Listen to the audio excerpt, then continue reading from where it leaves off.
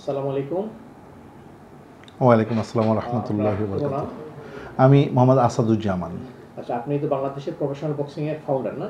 জি, আমি বাংলাদেশের founder and chairman Bangladesh professional boxing society and president Bangladesh professional boxing association. আপনি এর আগে বক্সিং এ কোন লেভেলে ছিলেন? আমি আসলে 1989-তে হাতেখড়ি মার্শাল আর্টের সাথে আমি ঢাকার ছেলে। বেসিক্যালি আমি আপনার কলাবাগানে young dragon martial art club ছিল। আচ্ছা। আমাদের সোহেল রানা নায়ক রুবেলের ভাই, ওনার সাথে আমি হাতেখড়ি and at the same time ওখানে আপনাদের ওস্তাদ জাহাঙ্গীর আলমও ছিলেন। তো আমি আসলে ওনাদের সাথে ওইভাবে অতটা পরিচিত না, বাট অল্প সময়ের জন্য গেলে আমি একটা সময় পায়ে ব্যথা পাই এবং ওখান থেকে বের হয়ে চলে আসি। এই বক্সিং এ কখনো সম্পৃক্ত ছিলেন? বক্সিংয়ে ছিলাম, আমি আর্মির সাথে দীর্ঘদিন ছিলাম বলা চলে, কয়েক বছর, 5-6 বছর। খেলোয়াড় হিসেবে নাকি? হ্যাঁ, আমি বক্সিং করেছি আর্মির সাথে, আমি 6 বছর বক্সিং করেছি ওখানে। 6 বছরে আমি আন্তঃইউনিট ডিভিশন, আন্তঃইউনিট যখন খেলা হয়, আর্মিরা চাকরি করতেন? হ্যাঁ, চাকরিরত অবস্থায় আমি একজন সোলজার ছিলাম। আচ্ছা, তো পরবর্তীতে এই এমএসএল বক্সিং কিভাবে আসলেন? অ্যাকচুয়ালি তখন ওই বক্সিংটুকু ওই পর্যন্তই আমি 6 বার বক্সিং করেছি ছোট ছোট করে আন্তঃইউনিট পর্যায়ের। আমি 4 বারই বেস্ট খেলোয়াড়, অর্থাৎ সেরা খেলোয়াড় হিসেবে বিবেচিত হয়েছিলাম ওই সময়। অ্যান্ড টোটালি 6 বার খেলছি, আমার 5টা গোল্ড ছিল, একটা রৌপ্য ছিল টোটাল। হ্যাঁ, আন্তঃইউনিটে আমি এরপরে আর কোনো বক্সিং করিনি তাদের সাথে, না আমি আর আমাকে নিতে পারিনি। আর আমি অ্যাকচুয়ালি ডিফারেন্ট ছিলাম, আমার ইচ্ছা করেনি, আমি জবই করবো না, তার এত কিছু করবো কেন, এরকম একটা ইসের মধ্যে, টেন্ডেন্সির মধ্যে আমি ছিলাম আর কি একটা পর্যায়ে। এই বক্সিং কেন আসলেন? এই প্রফেশনালি অ্যাকচুয়ালি আমি যখন দেশের বাইরে চলে যাই, এরপর এগুলো ছেড়ে 2000-এর আগেই আমি দেশের বাইরে চলে যাই। সো দেশের বাইরে যাওয়ার পরে আমি যেহেতু ওয়ার্ক করি, প্রথমত আমি রোমে আর কি, ইতালিতে। তো ওখানে ইউবিসি নামে একটা সংগঠন আছে, ওখানে যখন ওদের সাথে ওয়ার্ক করি, ইউনিভার্সাল বক্সিং কাউন্সিল, যেটার বর্তমানও অনেক বড় প্রসার, এবং আমি ইলেক্টেড জেনারেল সেক্রেটারি বর্তমান সময় ইউবিসির। অ্যান্ড এটা পরে লাতিন আমেরিকা এবং ইউরোপের মধ্যে এক সময় দ্বন্দ্ব হয় 2014-র দিকে। তো 2014 দ্বন্দ্ব হলে ওরা এতে চলে যায়, মানে ভাগাভাগি করে ফেলে, লাতিনের মতো করে। লাতিন বলে যে এটা না আমাদের অর্গানাইজেশন, ওরা বলে না এটা আমাদের অর্গানাইজেশন, এই নিয়ে দ্বন্দ্ব। তখন যেটা মানে ABC, association of boxing commission, তখন ওদেরকে হোল্ড করে ওদেরকে তখন 2000 থেকে 2020 পর্যন্ত ব্যান করে ফেলে। সো লম্বা সময় ব্যান থাকে। পরে আমি ওইরকম আস্তে আস্তে, যেহেতু এর মাঝখানে আমি ডব্লিউবিসি ইউনিভার্সিটিতে মেক্সিকোতে, ওখানে আপনার এই বক্সিং বা এই প্রফেশনাল স্পোর্টস বা ডেভেলপমেন্ট, এই সব কিছু মিলে আমাদের এটাকে মেন্টরশিপ বলা হয়। আমরা ওখানে লেখাপড়া করি ডব্লিউবিসি ইউনিভার্সিটিতে, কীভাবে স্পোর্টস ডেভেলপমেন্ট করা যায়, কীভাবে স্পোর্টসকে আগায় নেওয়া যায়, বক্সিং কীভাবে করা যায়, প্রফেশন কী, প্রফেশনালিজমটা কী, এই বিষয়গুলো নিয়ে আমরা লেখাপড়া করি। অ্যাকচুয়ালি মানে স্পোর্টসের প্রফেশনগুলো কোথা থেকে বের হয়ে আসে। সো এগুলো সম্পর্কে করার পরে আমি 11, 12, 13 কিন্তু ওদের সাথেই ওয়ার্ক করি, ডব্লিউবিসির সাথে। এবং 2016 থেকে 2020 পর্যন্ত আমি গেমস অ্যান্ড অ্যামিউজমেন্ট বোর্ডে অ্যাজ এ মেন্টর হিসেবে জয়েন করি 3 বছরের চুক্তিতে, এবং ওরা আর 1 বছর রাখতে চাইছিল। পরে আমি তো বাংলাদেশে আসবো চিন্তা করে, আমি অ্যাকচুয়ালি 2017 থেকেই বাংলাদেশে আসবো এরকম চিন্তা করতেছিলাম, যে আমি এই প্রফেশনাল বক্সিংটাকে বাংলাদেশের মধ্যে কীভাবে ডেভেলপমেন্ট করা যায়, এটা আমার একটা চিন্তা চেতনা ছিল। একটু একটু করে আমি বাংলাদেশের গভর্নমেন্টের সাথে আলোচনা করেছি, এবং একটা পর্যায়ে বাংলাদেশের যে অ্যামেচার ফেডারেশন আছে তাদের সাথে আলোচনা করেছি। সব কিছু মিলে তারা আমাকে একটা পর্যায়ে বাংলাদেশে আসার জন্য খুব করে বলেন। সো আমি ওই সময় আমি আলোচনা করি 2018-19। তো আমি ওই সময় চায়নাতে আসছিলাম। আমি WBBUরও chairman, all boxing bodies union ছিল এটা, বেইজিংয়ে এটার মূল হেড অফিস ছিল। সো এটার সাথেও মানে পুরোপুরিভাবে আমি জড়াইছিলাম। তো এটারও আমি নির্বাচিত চেয়ারম্যান ছিলাম ওই সময়। সো দেখা গেছে ওখান থেকে আমি বাংলাদেশে কথা বললে আমাকে আসতে বলে যে তুমি বাংলাদেশে আসো। আমাদের আগের যে স্পোর্টস মিনিস্টার ছিলেন, স্পোর্টস মিনিস্টার জনাব জাহিদ হাসান রাসেল, ওনার সাথে আলোচনা করি। পাশাপাশি ওই সময় আপনার আখতারুজ্জামান সাহেব ছিলেন অ্যাজ এ স্পোর্টস সচিব হিসেবে, ওনার সাথে আমার কথা হয়েছিল। আব্দুল করিম সাহেব ছিলেন, ওনার সাথে কথা হয়। সব কিছু মিলে ওনারা আমাকে পজিটিভলি বাংলাদেশে আসার জন্য বলেন যে আপনি তাহলে বাংলাদেশে চলে আসেন, তাহলে হবে। সো ওনারা বলতে পারেন ওনারা আমাকে নিয়েও আসছেন ওইভাবে, কথার ওই প্রসঙ্গে যদি যাই, ওনারা হয়তো পজিটিভ সাইন না দিলে আমি হয়তো আসতাম না। যেহেতু আমার একটা সাইড আছে, আমার একটা নিজস্ব জিম আছে ওয়ার্ল্ডে, আমার নিজস্ব জায়গা আছে, নিজস্ব বাড়ি আছে, আমি বাইরেই বসবাস করলাম। সো আমি ওনাদের চিন্তা করলাম, এবং পাশাপাশি যেটা সবচেয়ে বড় জিনিস, আমার ভিতরে একটা জিনিস কাজ করতে থাকলো, যে যেহেতু এটা আমার দেশ, আমার জন্ম, আমার রক্ত, আমি যেহেতু এই সেক্টরটা এইভাবে বুঝে ফেলেছি, আমি বর্তমান পৃথিবীর 9 নম্বর মেন্টর। সো তখন আমি 11 নম্বর মেন্টর 3-4 বছর আগে। সো দেখা গেছে আমার চিন্তা হলো বাংলাদেশ কেন নয়, হোয়াই নট বাংলাদেশ, আমরা কেন আমাদের দেশকে ডেভেলপমেন্ট করতে পারবো না, আমাদের দেশকে নিয়ে কেন আগায় যাওয়া যাবে না। সো এই প্রসপেক্ট অনুযায়ী আমি গভর্নমেন্টের সাথে আলোচনা করি এবং বাংলাদেশ অ্যামেচার বক্সিং ফেডারেশনের তৎকালীন যে সেক্রেটারি যারা ছিলেন তাদের সাথে আলোচনা করি, মাজুল ইসলাম তহিদ সাহেব ছিলেন, ওনার সাথে আলোচনা করি। সব কিছু মিলে ওনারা পজিটিভলি আমাকে আসতে বলেন এবং আমি বাংলাদেশে আসি, কিন্তু একটা পর্যায়ে বাদ সাজে এটা নিয়ে। হ্যাঁ, 2020-এর সেপ্টেম্বর মাসের 14 তারিখে আমি বাংলাদেশে আসতে সক্ষম হই, কিন্তু করোনাকালীন সময় আমি আসছিলাম। তারপরে বাধাটা কোন লেভেল থেকে আসছিল, কি বক্তব্য ছিল বাধা দানকারীদের? না মানে বাধা দানকারীদের কোন লেভেল বলতে অ্যাকচুয়ালি তারা চেয়েছিলেন, আমি চেয়েছিলাম বাংলাদেশের এই বক্সিংটা একটা সেক্টরের মধ্য দিয়ে চলে উঠুক, যেহেতু বাংলাদেশে একটা ফেডারেশন আছে, আমরা এমনি গরিব মানুষ, গরিব কান্ট্রি, এইখানে খুব বেশি কিছু করতে গেলে ডেভেলপমেন্টে অনেক বাধার তৈরি হয়। সো আমার চিন্তা ছিল যেন আমরা একই জায়গায় বসে এগুলো সুন্দর মতো করতে পারি। সো আমরা এটা যখন এই কনসেপ্ট যখন তাদেরকে দিলাম, তারা আগে রাজি ছিলেন, পরে আসার পরে দেখলো যে এই কনসেপ্টে যদি এটা হয় তাহলে হয়তো তারা, আমি যেহেতু প্রসপেক্ট থেকে বুঝতে পারি যে তারা ভাবছেন আমাদের তো হয়তো ভ্যালুটা কমে যাবে এমন কিছু, এই হয়তো এই প্রসপেক্টের চিন্তা করে তারা বলেছেন না এটা এখানে হবে না।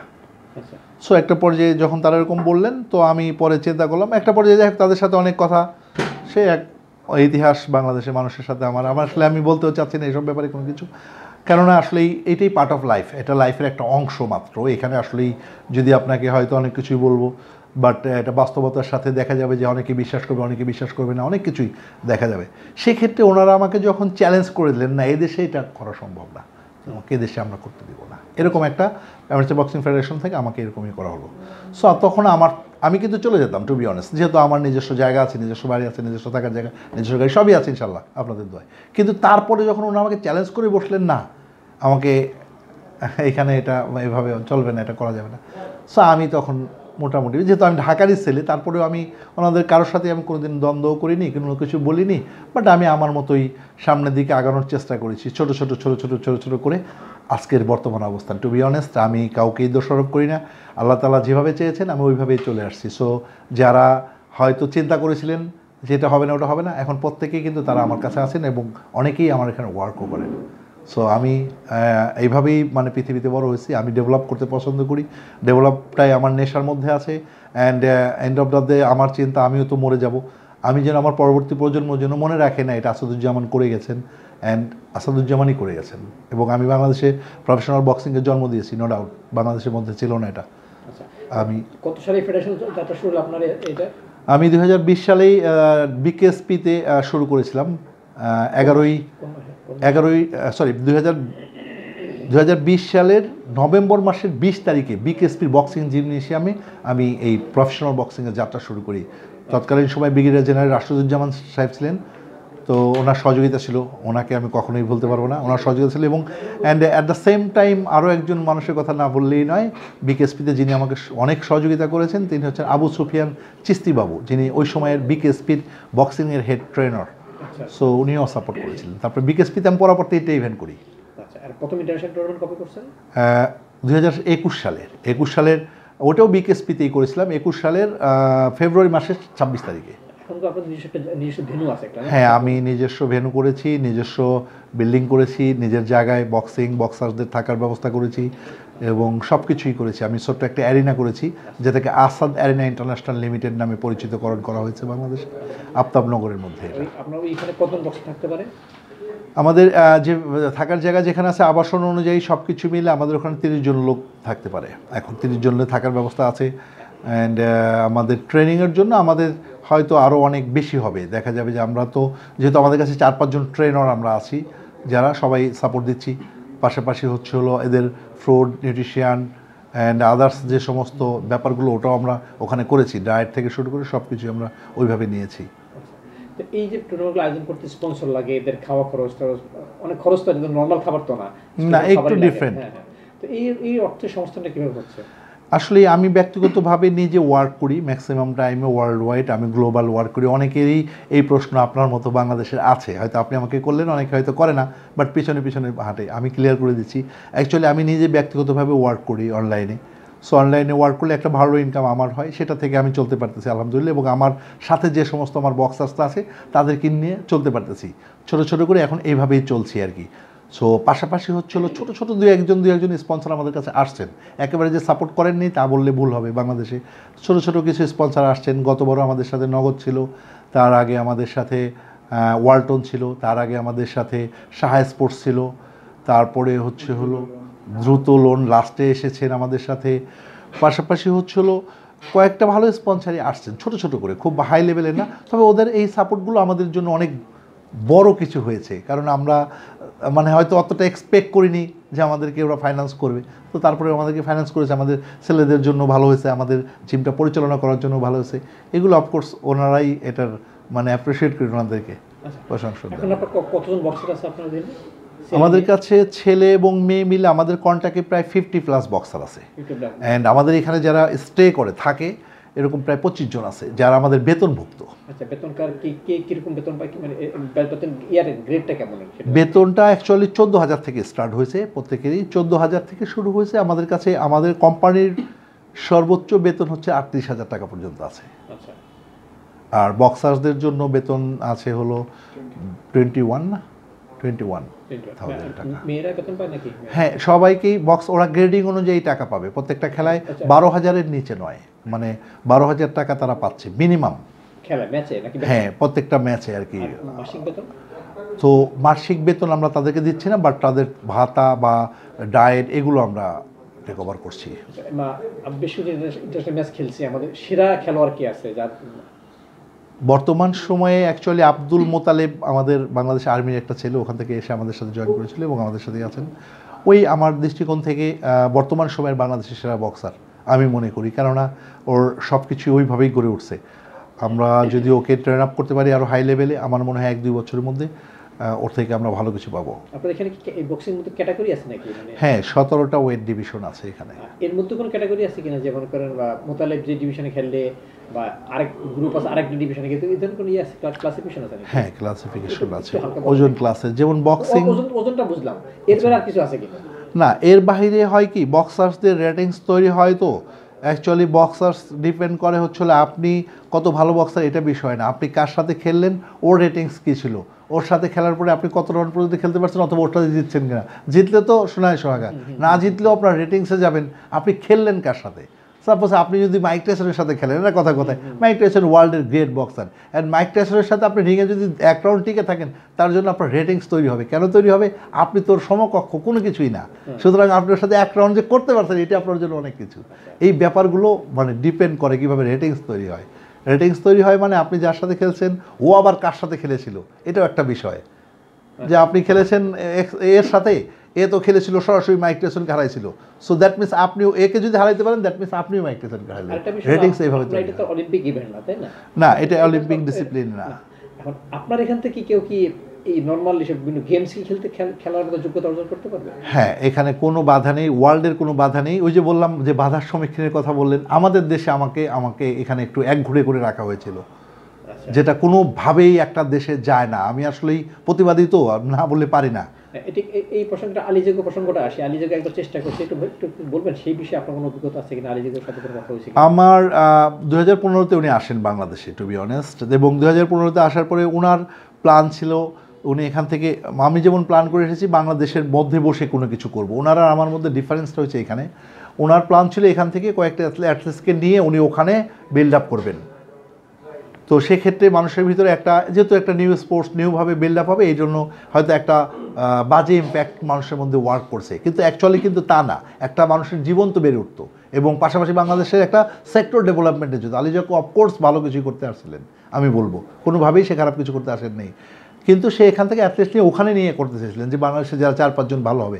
বাংলাদেশ গভর্নমেন্ট যেটা চিন্তা করেছিল যে আপনি আমার এখান থেকে একটা ভালো ছেলেকে নিয়ে যখন আমেরিকা বা এসে নিয়ে চলে যাবেন, ওকে তো আমি পাচ্ছি না আর। বাংলাদেশে যে সমস্ত খেলাগুলো হবে, even South Asian Games, Commonwealth Games, even Olympics, Asian Games, even ন্যাশনালেও আপনি পাবেন না, এটা ট্রু ছিল।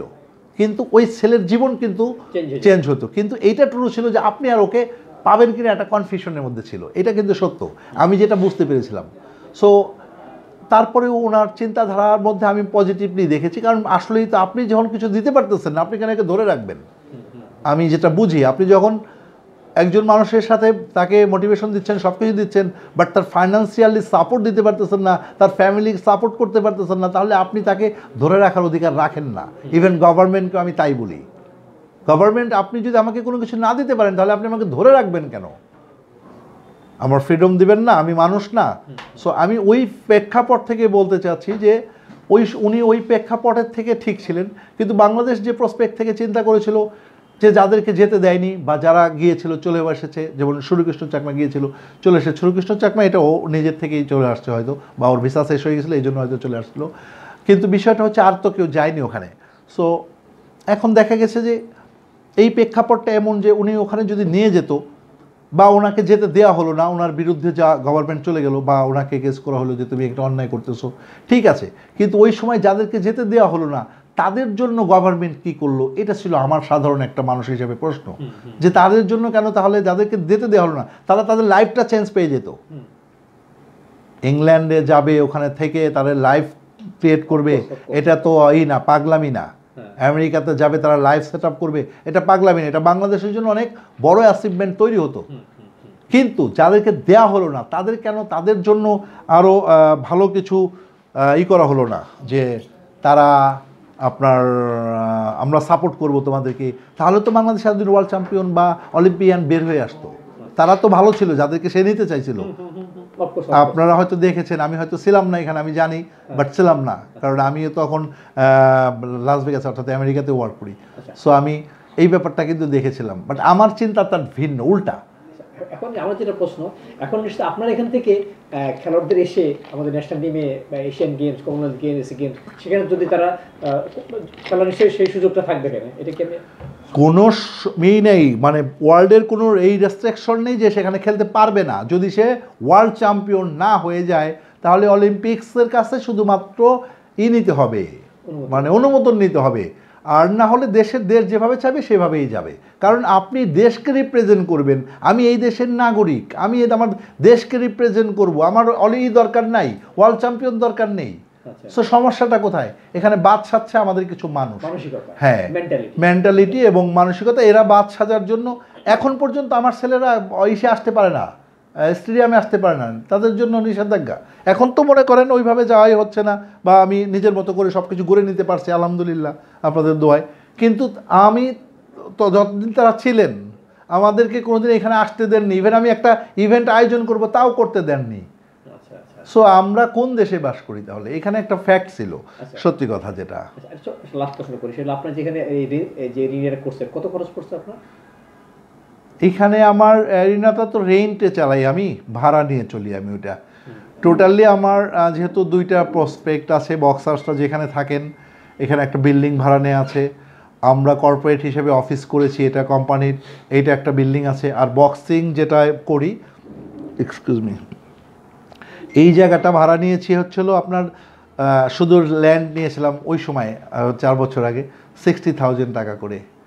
সো দেখা গেছে ওইটা করছি আমি সাইডে টিন দিয়ে বা সব কিছু করে, খুব বেশি খরচ হয়নি আমারই, বাট আমরা খুব কমফোর্টেবল ফিল করি যে আমরা একটা ছোটো অ্যারিনার মতো জায়গায় বাস করি। ওখানে আমরা লিগেল বক্সিং রিং করেছি, সব কিছু মিলে দেখা গেছে 15-20 লাখ টাকা খরচ হয়েছিল সব কিছু করতে আমার, ওইটা পুরোপুরি ব্যাপার। Thank you so much.